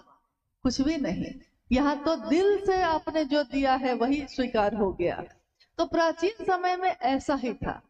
लेकिन जब वेद आए, 4 वेद हैं हमारे भारत में, वेदों में फिर कर्म कांड आया और हवन और यज्ञ भी आया। हवन और यज्ञ भी हमारे आपके जीवन को ऊर्ध्वमुखी करते हैं, ऐसा नहीं कि नहीं करते, लेकिन कुछ दूरी तक ही करते हैं। गीत, भजन, श्लोक, मंत्रों का जप, ये भी हमारे जीवन को परिमार्जित करता है, लेकिन कुछ दूरी तक ही करता है। पूरी तरह उस शिव से एकमेक होने की जो विधा है उसमें जिसकी बात आप लगातार करते हैं, जिसके बारे में हमारा मन मनन करता है, लगातार मेरे मन में जो चलता है पल प्रतिपल, वो मेरे मन में अस्थाई होता है। जितनी देर हवन में बैठे हैं उतनी देर तो ईश्वर पे ध्यान चला गया, लेकिन जब उठे, हवन से उठे, बस ध्यान भी उठ गया। तो ये गलत नहीं है, एक दूरी तक ये सही है, लेकिन शिव की चर्चा इससे बिल्कुल ही अलग बात है। शिव की चर्चा पूजा पद्धति का ही हाईटेक रूप कहा गया है। वो भी पूजा, ये भी शिव की पूजा है जो अभी घटित हो रही है, जिसमें हम सब बैठे हैं। पूजा में क्या होता है? पूजा में उस ईश्वर का ध्यान करते हैं हम, जिसकी पूजा करने हम बैठे हैं। अभी हम लोग किसके ध्यान में हैं? हम सारे लोग किसके ध्यान में हैं? क्या ध्यान में नहीं है? इतना ध्यान में है कि बोल भी नहीं रहे हैं। किसके ध्यान में है हम? महादेव के। किसकी बात करते हैं हम? महादेव की। किसकी बात सोचते हैं हम? महादेव की। तो हमारा मन भी सुनता है महादेव, बोलता है महादेव, कहता है महादेव, सब कुछ महादेव ही तो है। कहते हैं अध्यात्म का आकाश और क्षिति शिव है, साधुता की पराकाष्ठा है शिव। अगर कोई साधु है तो उसकी पराकाष्ठा है शिव, और हम सब तो उन्हीं की बात करते हैं। मंदिर में खड़े होके हम महादेव की स्तुति करते हैं, हम महादेव को कहते हैं, महादेव को ही कहते हैं, हे महादेव कर्पूर गौरम करुणावतारम संसार सारम भुजगेंद्र हारम सदा वसंतम हृदय रविंदे भवम भवानी सहितम नवामि। तुम महादेव क्या हो? कर्पूर की तरह गौर हो। तुम माँ भवानी के साथ मेरे हृदय में बस जाओ। हम महादेव की मूर्ति के पास खड़े होके यही तो कहते हैं। और आज हम क्या कर रहे हैं? हम इस पूरी दुनिया में घूम घूम के वही बात तो कह रहे हैं, महादेव मेरे हो जाए, महादेव का मैं हो जाऊं। आप भी वही काम कर रहे हैं। ये पूजा तो आज तक हुई ही नहीं जिसमें भाव ही भाव है, कर्म कांड कुछ भी नहीं, लेकिन भाव की कमी भी नहीं है। और महादेव तो भाव सत्ता है, वहां भाव ग्रहण होते हैं। हमारे जल दूध या धतूरा ग्रहण नहीं होता। जिस भाव से आपने चढ़ाया है ग्रहण वहां सिर्फ भाव होता है। और यहाँ शिव की चर्चा में भी शिष्य का भाव ही ग्रहण कर रहे हैं महादेव। तो शिव चर्चा शिव की पूजा ही है, हाईटेक रूप है उसका। जिस तरह हाथ के पंखे से हम आज कूलर और एसी पे चले आए, हाथ का पंखा भी तो हवा ही देता है, पेडेस्टल फैन या छत पे लगा हुआ पंखा भी तो हवा ही देता है, और कूलर लग गया तो वो भी हवा ही देता है, एसी लग गया वो भी हवा ही देता है। लेकिन हाथ के पंखे में ठंडक थोड़ी कम थी, मेहनत ज्यादा थी नहीं, और एसी में ठंडक ज्यादा है और मेहनत जरा भी नहीं है। भले उसमें पैसा आपको लग गया है, लेकिन स्थिति के अनुसार, परिस्थिति के अनुसार जीवन में हमने हाईटेक पद्धति अपनाई है। जीवन को जीने के लिए हर चीज में अपनाई है। पहले भोजन हम लकड़ी पे बनाते थे, आज गैस के चूल्हा पे बनाते हैं। बहुत जगह पे लोगों ने तो बिजली से चलने वाला चूल्हा भी अब लगा लिया है। नहीं, बहुत जगह हम लोग पानी तो हमेशा चापाकल से पीते थे, कुआं से पीते थे, तालाब से, नदी से पीते थे। अब पानी का बोतल भी खरीद के पी लेते हैं। हाईटेक पद्धति हर चीज में अपनाई हमने, हर चीज में उन्नति की है। लेकिन पूजा पाठ के क्षेत्र में हमने हमेशा सोचा कि कहीं गलत ना हो जाए। कहीं डर लगता था कि कुछ गलत हो गया पूजा में तो पता नहीं इसको सजा हो जाएगी, पाप हो जाएगा। लेकिन साहब ने ये बताया, ये समझाया कि जो अपना होता है वो अपनों से नहीं डरता। बाघ का बच्चा बाघ से नहीं डरता। महादेव की संतान महादेव से डरती नहीं है, महादेव को प्यार करती है, डरती थोड़े ही है। एक बच्चा अपने पिता से डरता नहीं है। कभी कभी तो देखिएगा कि वो बच्चा अपने पिता की गोद में चढ़ गया है, कीचड़ लगा दिया है पूरा, नहीं, कभी कभी गीला कर दिया है, पूरा कपड़ा फाड़ दिया है खींच के उसने, तब भी पिता प्रेम से उसको बोलता है छोड़ो, प्रेम से, डांटता नहीं, मारता नहीं। एक माँ को वो रातों में सोते हुए जगाता ही रहता है, जगाता ही रहता है। कहाँ माँ उसको डांटती है, उल्टा उसको गोद में लेकर घुमाती रहती है। तो जो अपना होता है वो इसकी परवाह नहीं करता कि कर्म कांड क्या है। कर्म कांड नहीं, यहाँ तो दिल से दिल के मिलने की बात है। महादेव मेरे हैं तो मेरे मुझको जो आता है अपनों के लिए हम लोग अपना जो आता है उसी के द्वारा करते हैं। जैसे आपने देखा होगा कि आपके हमारे घर में भोजन बनता है, जैसा भोजन आपको आता है बनाने आप अपने परिवार के लिए वैसा ही तो बनाती हैं। हर आदमी को सुंदर भोजन बनाने नहीं आता, बहुत लोगों को आता है, बहुत लोगों को नहीं आता है। जैसे हमको भी बहुत अच्छा खाना बनाने नहीं आता, कोई आदमी सर्वगुण संपन्न नहीं होता, लेकिन जो सुंदर खाना बनाती हैं हम उन लोगों का बहुत सम्मान करते हैं। हम बोलते हैं कि ये सबसे भारी काम है जो आप करते हैं, क्योंकि सुबह से रात तक आपको सोचना पड़ता है, यही सोचते रहते हैं आप क्या बनाएं क्या खिलाएं। बहुत भारी काम है, ये मामूली काम नहीं है। जो काम प्रतिदिन होता है वो मामूली काम नहीं होता है। लेकिन जैसा आपको आता है अपनों के लिए आप वैसा ही बनाते हैं। जैसा आपको आता है अपने बच्चे को बैठाते हैं पढ़ाने, वैसा ही पढ़ाते हैं। साहब ने इतना ही कहा, महादेव आपका है, उस महादेव को जैसा आपको आता है वैसे ही दया मांगिए, वैसे ही प्रणाम करिए, और जितना भर बोल पाइए, जितना भर सुन पाइए, महादेव की चर्चा में जाइए भी और करिए भी और सुनिए भी, उतना भर जितना आपका सामर्थ्य है। यही आपकी अपनी निधि है। अपनों के लिए जो आपको जैसा आता है आप वैसा ही करते हैं। महादेव से डरने की जरूरत नहीं, वो तो भोला भी है और एकमात्र एक ऐसी सत्ता है जिसको पूरी दुनिया ने बाबा कह के पुकारा है। बाबा से अपना कौन होता है, वही बाबा गुरु भी है। तो उनको जैसा आपको आता है वैसा ही भाव अर्पित करने की कोशिश करिए, वैसे ही काम करने की कोशिश करिए। रविंदर भाई मोहली से जानना चाहते हैं कि अपने गुरु के प्रति कृतज्ञता व्यक्त करने के लिए क्या तीनों सूत्र सहायक हैं? अपने गुरु के प्रति कृतज्ञता व्यक्त करने के लिए क्या तीनों सूत्र सहायक हैं? कृतज्ञता मतलब एहसान मानना। एहसान, कोई हम पे एहसान कर दिया तो हम उसके प्रति कृतज्ञ हो जाते हैं, मन झुक जाता है। हम कहते हैं कि अरे जब कोई साथ नहीं दिया तो आप मेरा साथ दिए, जब कोई मदद नहीं किया भैया आप ही मेरी मदद किए। कहते हैं ना हम लोग कभी कभी, कोई दुख हो गया, कोई पीड़ा हो गई, कोई बीमार हो गया, बहुत लोग फोन उठाना बंद कर दिए, कोई मेरा फोन नहीं उठा रहा है कि कहीं हमसे मांग न ले कुछ, और उस समय कोई ऐसा व्यक्ति आके आपकी मदद कर देता है जिससे आपको उम्मीद भी नहीं थी, तो जीवन भर आप उसके उस एहसान को जो एक दिन उसने किया है आप पे, जीवन भर उसके बारे में आप इसी तरह बात करते हैं।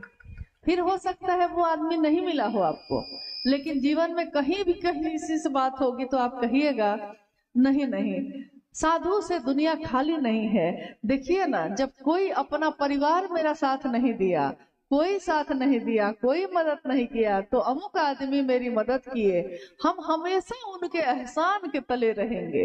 देखिए, एक दिन किसी ने एहसान किया तो जीवन भर ढोते हैं हम।